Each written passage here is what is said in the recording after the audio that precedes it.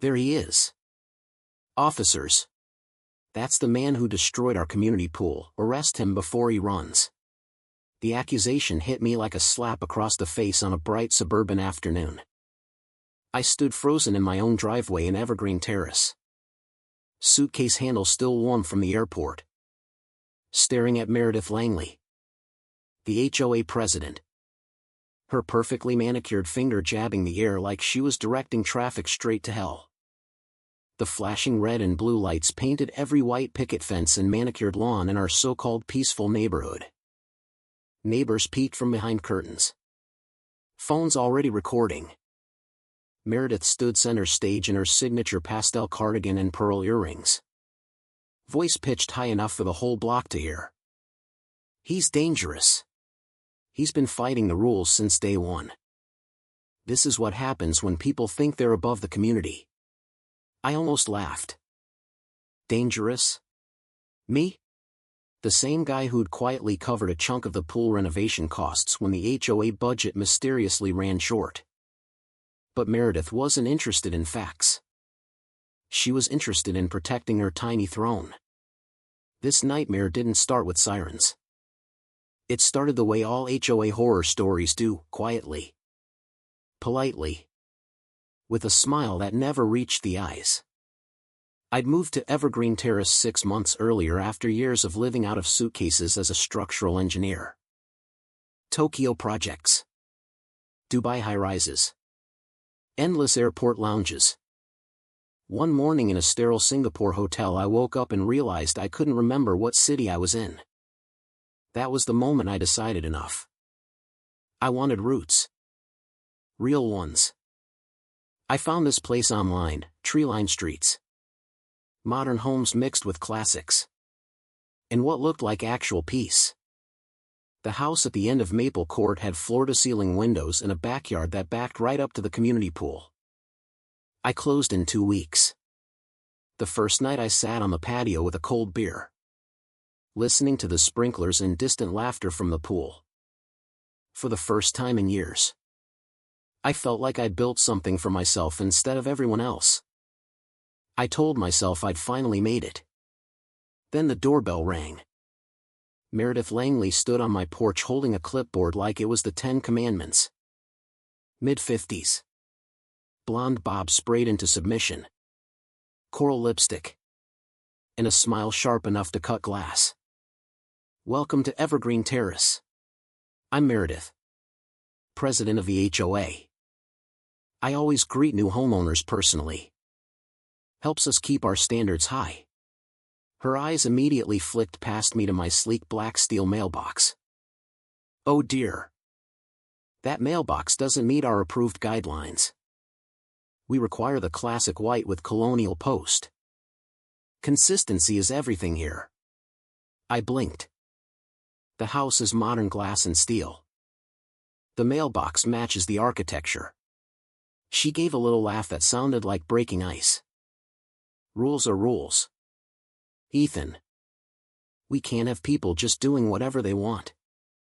It would be chaos. $50 a day until it's corrected. I'm sure you understand, for the greater good of the community. I wanted to ask what greater good a mailbox color served. But I was tired from the move. I replaced it. The new white colonial box looked ridiculous against my house. Like putting a top hat on a sports car. Neighbors nodded sympathetically when they walked by. I told myself it was just one small compromise. I was wrong. The letters started coming like clockwork. Thin white envelopes with the HOA logo. Garbage cans visible past 8 a.m., $1.75 fine. Japanese maple tree not on approved plant list, removal required. Package left on porch longer than 2 hours, visual blight. $50.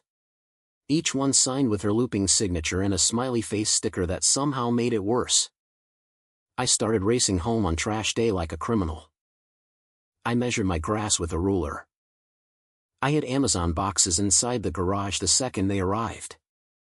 The whole neighborhood felt like it was holding its breath, waiting for Meredith's next clipboard inspection. One evening I caught her Mercedes creeping past my house at dusk. Windows cracked. Her eyes scanning my yard like a prison guard doing rounds. She waved cheerfully. I waved back. But inside I was calculating. Because I design things for a living. I understand systems. And this system was rotten. I started digging into the HOA financials online, public records. Quarterly reports. All that boring stuff most people ignore. What I found made my stomach turn. The pool renovation I'd helped fund? Budgeted at $135,000, but the actual bids I pulled from county records showed it should have cost half that. The approved landscaping company? Owned by Meredith's sister. The news security services? A shell company registered to her husband 2 weeks after she took office. Thousands of dollars vanishing into thin air while the rest of us got fined for slightly tall grass. I sat in my kitchen staring at the numbers. The colonial mailbox mocking me through the window. This wasn't about aesthetics. It was about control and profit. I didn't confront her. Not yet. I just watched. And waited. 2 months later I had to fly to Chicago for a week-long bridge retrofit review. Before I left, I upgraded my home security. Not the basic stuff, the full smart system with hidden cameras, motion sensors, and silent alerts straight to my phone. I told myself it was just caution. Deep down I already knew who might come knocking. The first alert came at 2:17 p.m. on a Tuesday. Back gate unlocked using the HOA master code. I pulled up the feed from my hotel room and there she was, Meredith Langley striding across my patio in a pastel cardigan. Clipboard in one hand. My spare key in the other. Her husband trailed behind carrying a cooler like they were moving in for the weekend. I watched in stunned silence as they made themselves at home. Meredith adjusted my thermostat for energy efficiency. She helped herself to the expensive coffee I kept for guests. At one point she even lounged in my favorite chair, scrolling on her phone while her husband grilled burgers on my patio, using my propane. Of course. The next day the alerts got worse. They brought friends. A small inspection gathering, apparently. Meredith gave them a tour of my house like a realtor showing a listing. See how these people live when they think they're above the rules, she said. Laughing. Someone spilled red wine on my rug. They didn't clean it up. But the Real bomb dropped on night 4. The pool camera I'd quietly tied into my system caught everything. Meredith and a guy in coveralls, her nephew. I later learned, crouched by the pump house at 11:48 p.m. She pointed and whispered instructions while he loosened valves and let water drain onto the concrete. Her voice came through crystal clear, by morning it'll look like Sabotage. Ethan's the perfect scapegoat. He's been a problem since he moved in. Who's going to believe him over the HOA president? She actually giggled. I sat in that Chicago hotel room shaking with rage. Recording every second. The cold calculation in her voice. The way she framed an innocent man to cover her own theft. This wasn't just petty tyranny anymore. This was criminal. I came home the next morning to chaos. Police cars. Yellow tape around the pool. Neighbors gathered in clusters. And Meredith. Standing in the middle of it all. Playing the victim. When she saw me she lit up like Christmas. There he is. That's the man who did this. The officers turned. One young cop's hand drifted toward his holster.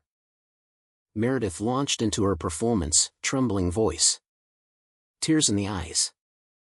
The whole Oscar-worthy act. He's been fighting me for months. He has the background in construction. It has to be him. I set my suitcase down slowly. Looked her dead in the eye. And smiled for the first time in months. The emergency HOA meeting that night was standing room only. Folding chairs scraped across the community center floor. Whispers filled the air. Meredith stood at the front in a fresh cardigan, pearls gleaming, looking every inch the wounded leader. She launched straight into her speech. This attack on our beloved pool is an attack on all of us. I'm heartbroken. Truly. But we must hold people accountable. Then she pointed at me. Ethan Brooks. You've ignored every rule. Fought me at every turn. And now this. The room turned to stare. A few people actually nodded. I stood up calmly. You're right about one thing, Meredith. Someone did attack the pool. But it wasn't me. I connected my laptop to the projector. The room went dead silent as the first video started playing, clear as day. Meredith and her nephew at the pump house. Her voice echoing through the speakers, make it look like Sabotage. Ethan's the perfect scapegoat. Gasps rippled through the crowd. Someone dropped their coffee. Meredith's face went from triumphant to ghost white in half a second. That's been doctored, she sputtered. He's lying. He's trying to destroy me because I enforced the rules. I didn't raise my voice. I just kept clicking. Next slide, the financial records. Highlighted invoices. Shell companies. Her sister's landscaping firm charging double market rate. Her husband's fake security company. Thousands funneled while the rest of us paid for it in fines and higher dues. The room erupted. A mom in the front row stood up. We paid extra assessments for that pool renovation, twice. An older man shouted. My wife cried over a $100 fine for her garden gnomes, and you were stealing from us? Meredith was unraveling in real time. Her perfect posture cracked. Her voice turned shrill. I was protecting the community. You people have no idea what it takes to maintain standards. The older sergeant who'd been at my house earlier stepped forward. Ma'am, you're going to need to come with us. The handcuffs clicked around her wrists right there in front of everyone. The sound was the most satisfying thing I'd heard in years. As they led her out, she kept screaming about rules and order and how ungrateful we all were. No one was listening anymore. Her husband tried to slip out the back but was stopped at the door. The financial evidence was too damning. In the weeks that followed, Evergreen Terrace changed. The old HOA board resigned in disgrace. A new one was elected, normal people who actually wanted to help instead of rule. They voted to scrap the ridiculous emergency master key policy and cap fines at reasonable levels. Kids drew chalk on sidewalks again. Balloons appeared at birthday parties without fear.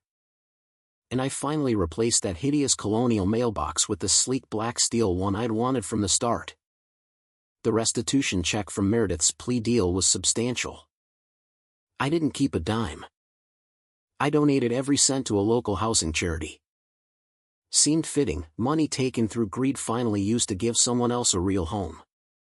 One evening I sat on my patio again. Cold beer in hand. Listening to the sprinklers and the laughter from the newly repaired pool. My neighbor Arthur, the retired accountant who'd quietly fed me tips during the whole ordeal, wandered over. Feels different, doesn't it? He said. Yeah, I answered. Like the neighborhood can finally breathe. He chuckled. Tyrants always fall the same way. They get so used to everyone bowing that they forget what happens when someone stops. I raised my glass. For the first time in months. The air felt light. Power disguised as community standards is still just power.